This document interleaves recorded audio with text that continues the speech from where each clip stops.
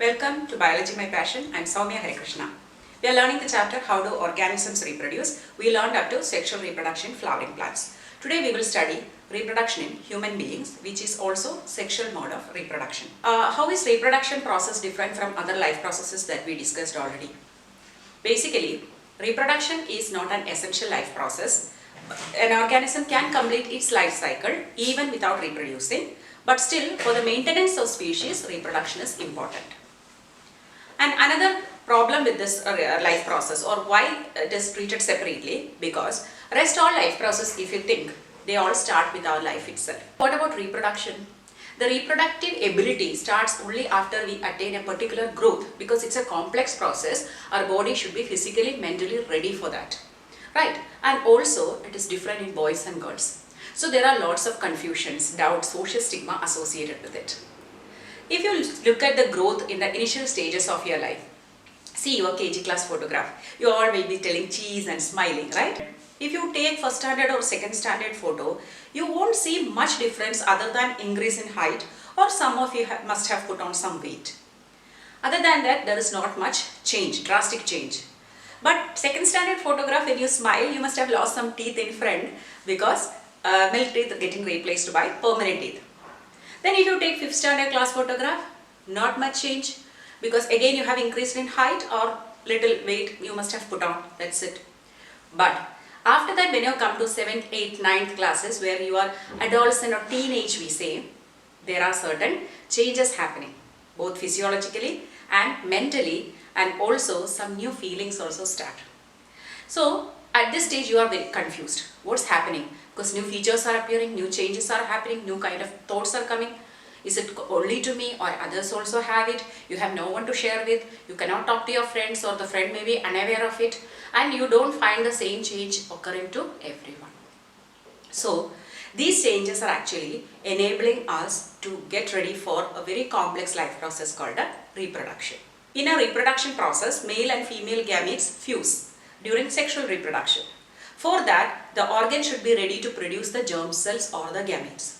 So these changes are actually helping the reproductive organ to mature in order to start producing the specialized cells called gametes. This aspect, if we say, some changes are common to both boys and girls. Some are very peculiar to boys, yet another changes are only peculiar to girls. Now let us look at what are the common features that we are noticing. First, growth of thick hair in the genital area, means reproductive organ, that is called the genital area, that is in between the thighs and the groin region. And also in the armpit you will have hair growth, thick hair growth. Whereas fine hair will start appearing on your limbs like legs and arms. And at this stage your skin turns more oily and causing pimples also. So that's another headache during that age about the skin. But boys show certain exclusive changes in their body. This is the time you start seeing hair on your face in the form of moustache, beard and all. And most of the boys, their voice start cracking. At this stage, many of them are very hesitant to talk in front of others because their sound is so weird. And also, there will be occasional erection of their reproductive organ called a penis. So these are all changes to only boys.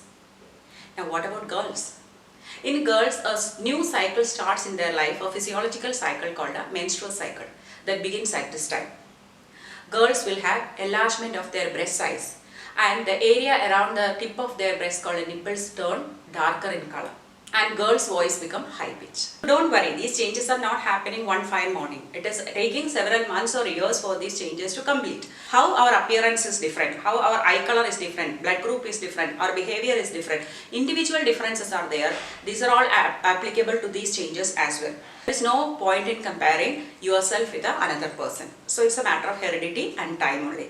Okay, so then the puberty stage. What is puberty? We call this a stage as puberty. That means your general growth is actually coming down. Prior to this, you will grow very fast, because especially if you see 6th standard, 7th standard classes, girls are even bigger than the boys, because they attain puberty little earlier. So prior to that, their vegetative growth is happening fast, or they put on weight or height all of a sudden, and after that, this body shift to reproductive growth. So this stage at which the general body growth slows down and the reproductive growth begins, that is called a puberty. So now we will discuss in detail about human male reproductive system. If you look at the structure of male reproductive system, it is designed for doing two major functions. One, for the production of the male gamete called as sperms or spermatozoa. The second, transfer of male gametes to the female reproductive tract, because the fusion or the fertilization can happen outside the body, like in lower organisms in the medium of water, or in higher organisms like humans, it is happening within the body of the female. So the male reproductive system should facilitate the transfer also to the female tract. So for that, the male reproductive system is designed. If you look at the first function, that is production of sperm, it is done within an organ called a testis. These are the primary sex organs in male. A pair of testes are there. They are located outside the abdominal cavity within a loose bag of skin called a scrotum. There is a reason why it is kept outside the abdominal cavity. Abdominal cavity means our stomach region. Okay, it's outside. Why? The production of sperm requires lower temperature than the body temperature. So, within the testis, the temperature is always 2 to 2.5 degrees Celsius less than the body temperature, which facilitates the sperm production. Okay, so this is an important question. Why are testes kept outside the abdominal cavity? Now, once the sperms are produced inside this, it will be taken through a tube called a vas deferens. This vas deferens will come and join with the urethra. The urinary bladder, urethra, and will be learned in excretory system. The urinary bladder leads into urethra. So, to the same urethra, these two vas deferens also join. So, it becomes a common opening called a urinogenital canal. Then, you can see a pair of black structures I have drawn here. These are a pair of glands called a seminal vesicles. And there is a single gland here, red color I have drawn. This is called a prostate gland. So, the secretions of these two glands will give a fluid medium for the sperm, because from here only sperms are coming up. They need a medium for moving. So that fluid medium is provided by the secretions of these two glands. Then what happens? The secretion also provides nutrition for the sperm. So now this is coming and opening through the structure called a penis. Here these are the muscles called erectile muscles, which will help the penis to erect during the copulation process or transfer of the male gametes into the female reproductive tract. So what are the functions of testis? Testis has got two functions. One, production of sperms. Two, secretion of the male hormone called a testosterone. Then comes the next question. What are the functions of testosterone? Testosterone helps in sperm production, and also it controls all the male characteristics or features like hair growth on the face, and masculine features are controlled by testosterone. Now let us discuss female reproductive system. So the same way, like in the case of male, the organ for production of the female gamete or ovum is the ovary. Okay, a pair of ovaries are there which are corresponding to the testis in males. So here ovary has got two functions. One, production of the female gamete. Second, the production of the female hormone. So there are many hormones. The main one is estrogen that you are studying. When a female girl is born, that time itself in her ovaries, there are many immature eggs.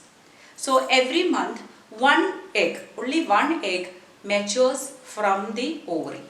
That can be from one of the ovaries alternately, not from both. Remember, only one egg per month will be produced. Okay. Now, here is another part. It is actually like a kind of duct. The egg or the ovum coming out of the ovary will be collected by this tube. This is called a oviduct or fallopian tube, and the egg will move through this. Okay, so the fallopian tube is connected to an inverted pear-shaped structure which is called the uterus or womb. In common term we say womb, where the baby is developing.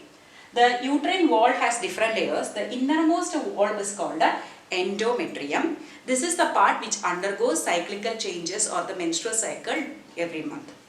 Then it has a narrow neck region, a constricted region, that is called the cervix. So neck of the uterus is called the cervix, and it opens out through a canal called the vagina, or it is also called the birth canal because the baby comes out through this canal. Now when we talk about the release of ovum, I told you every month one ovum will be released by the mid of the menstrual cycle. So that will be reaching here. So during that time, if there is fertilization, means if there is a sexual act happening, the male will be releasing the sperms here in the vagina. So from here, the males will swim towards the fallopian tube where the ovum is present. So it should happen simultaneously. That is, the release of ovum, the ovum should reach here. The same time, if there is a sexual act, then the sperms can reach there. Then only the fertilization will happen. If fertilization happens, what is the product? Zygote. Then the zygote will slowly move towards the uterus. During that time, it undergoes division to form embryo, and then the embryo will get attached to the wall of the uterus. This process is called an implantation. So after that only we say that the woman has conceived or she is pregnant. Okay. Then the next 9 months, the baby will grow inside the womb or the uterus. That is called a pregnancy period. But during that time, there is a disc-shaped tissue forming around the developing baby, that is developing fetus. That's a disc-shaped structure called a placenta. Placenta has got many functions.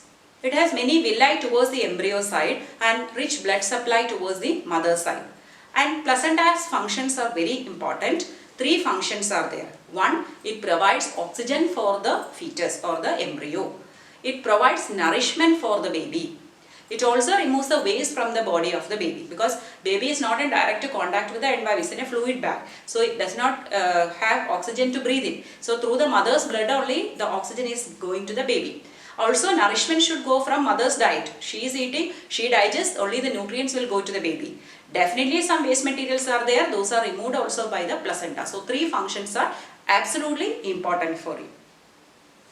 Now, this is the process if the fertilization happens. But we know every month the ovum is released. Every time the fertilization need not happen or the sexual act may not happen. So in such case, what happens to this ovum here? It will be there for a few hours, means maybe 48 to 72 hours. After that it will die off. So during that time, the inner uterine wall, every month it prepares itself to receive a zygote, because the function of the uterus is to carry the baby for 9 months. So every month when the ovum is released, during that time the uterus is expecting a zygote or an embryo. But if that is not happening, the additional wall thickening that is made to receive the zygote is becoming in vain or waste. So in that case, what happens? This endometrial wall will detach, not a full endometrium, a few thickenings, a few millimeter thickenings have been made that will come out with some mucus and blood, and it will come out through the birth canal, and that is called a menstrual cycle. So when is menstrual cycle happening? Only in the absence of fertilization. If the woman is becoming pregnant, then there is no menstrual cycle happening, and it occurs as a cycle. The one menstrual cycle is around 28 days, ideally 28 to 29 days, but individual differences are there. But ideally we speak 28 to 29 days. Then from after that, the next menstrual cycle will start. So the day 1 is the first day of the menstrual bleeding. So it happens only if the fertilization is not happening. Hope the female reproductive system is clear for you. Another area we have to study is about reproductive health. Because we know reproduction or human being sexual reproduction is a close physical association between 2 individuals. So we know that even we are in close connection, we can get infectious diseases easily. But here there are set of diseases which can spread from one person to another only through the sexual contact. Such diseases are called sexually transmitted diseases. They are infectious diseases, so if you don't treat them properly, it can be dangerous at a later time. But by following sexual hygiene, definitely we can keep away these diseases. So they fall into different categories. Like any other infectious disease, they are also caused by bacteria, virus, fungi or other small agents. But here we are studying basically 2 agents causing diseases. First one is called a bacteria. 2 bacterial diseases we have to study. One is syphilis, other one is gonorrhea. You just have to learn the names, no symptoms, nothing you have to study. Another agent is virus. Viral diseases are AIDS and warts. AIDS is actually acquired immunodeficiency syndrome, about which you learn in class 9 why do we fall in lesson. It is caused by a virus called a human immunodeficiency virus, and so far we have not got any proper treatment for this. So sexual hygiene is very important to get rid of or to protect ourselves from the disease. Whereas warts is a viral disease. Generally warts happen to any part of the body, but if it is happening to the genital areas, that is called genital warts, that is considered as sexually transmitted disease. So you have to just by heart the names or examples of these two diseases, bacterial as well as viral disease. We know our country is facing population explosion. So it is the responsibility of every individual to restrict the reproduction. That means the number of children should be limited to 1 or 2 in order for the country and also for the welfare of own family, because we know that small family means easy to take care and financially also more stability will be there in a small family. So and also there are certain other situations which necessitates the stoppage of the fertilization or the prevention of pregnancy. So for that we have certain methods. They are called contraceptive methods. So contraceptive methods are used for preventing pregnancy or preventing fertilization because we do not want children during that sexual act. Okay, it may be due to several reasons, maybe to control the population of the country or pressure from the family circumstances, or if we are not prepared for that baby, maybe personal reasons, or during unwanted pregnancy like rape cases and all, we have to prevent it. Okay, so there are different methods available. So each individual has the freedom, or the couples have the freedom to choose whichever is suitable for them and they can use them. Okay, so first is called a barrier method. So barrier method means that we are not allowing the male gametes to reach the female tract so that there won't be fertilization happening. So for that we are physically keeping a barrier between the two bodies. It is through use of condoms. When you are using condoms, there is one added advantage also, because condoms will prevent the transmission of STDs as well. So this is the only contraceptive method out of all these which gives protection to STDs also. Rest all will only do contraception. They won't do protection from sexually transmitted diseases. Remember that, okay? So only condoms can protect you from STDs in addition to preventing fertilization. Second is a category called IUD, intrauterine devices. Here certain devices are inside the uterus of the female with the help of a medical practitioner. Okay, so there it is called either loop or copper T. It is a T-shaped copper metal. They will actually eat away the sperms which are entering the female tract and there is no fertilization happening. So now modified hormonal ones are available which will have more reliability. Okay, but here some irritation may occur, that is the only side effect. Then OCP means oral contraceptive pills. Those are basically chemical preparations which will change the hormonal control or hormonal balance of the body. As a result, ovulation will not happen.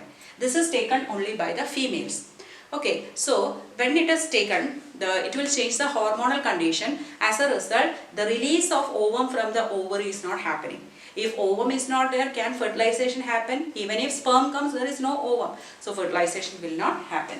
How can the OCPs bring or oral contraceptive pills bring contraception? It is through preventing ovulation, important. Then the last method is surgical method. Surgical method, the problem is, before that, OCP being chemical preparations and altering our hormonal conditions, there can be side effects for certain persons. Final is surgery. Surgery is a terminal method. That means if a couple has got children, 2 children or 3 children, whatever they want, and they don't want any more children, then only they can go for surgery. Because here reversibility is poor. All these cases, whenever they want a baby, they can stop using it and can revert to the fertile condition. Whereas in this case, it is not that easy. So once they don't want any baby in their life only, they have to go for surgery. So male can undergo surgery or female, one of the partners can undergo surgery. If a female is undergoing surgery, that is called a tubectomy.